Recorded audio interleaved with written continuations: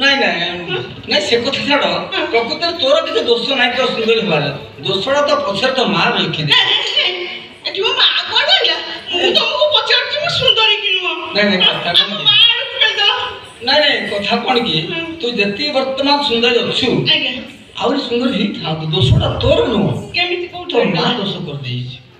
ମା କୋଉଠି ଦୋଷ ଆରେ କଲା ଗଡ ସେ ତ ଖେଳ- ଗଲାଣି ଭାରି 12 ବର୍ଷ ହେଲାଣି ନା ତାକୁ ପଚାରିଥାନ୍ତି ସେ କୋଉଠି ଦୋଷ କରିଥିଲା ନାଇଁ, ନାଇଁ, ନାଇଁ, ନାଇଁ, ନାଇଁ। ତମେ ପଚାରିଲ ମତେ କହୁନ ଆରେ ଗର୍ଭରେ ଥିଲାବେଳେ ତୋ ମା ଯଦି ଗୋଟେ କାର୍ଟୁନ ଲକ୍ସ ସାବୁନ ଖାଇ ଦେଇଥାନ୍ତା ସେ ଓଡ଼ିଶା ଛିଞ୍ଚତ ପ୍ରଥମ ସୁନ୍ଦରୀ ସତ କହୁଛ ନା ଚୂନ ମାଛ ବା ଲକ୍ ସାବୁନ କିଏ ଖାଏ କେବେ ସୁନ୍ଦରୀ କି କ'ଣ କୁହାଯିବ ନା ନା ନା ନା ନା କଣ କହିଲା ହଁ ହଁ ମତେ କଣ କହିଲା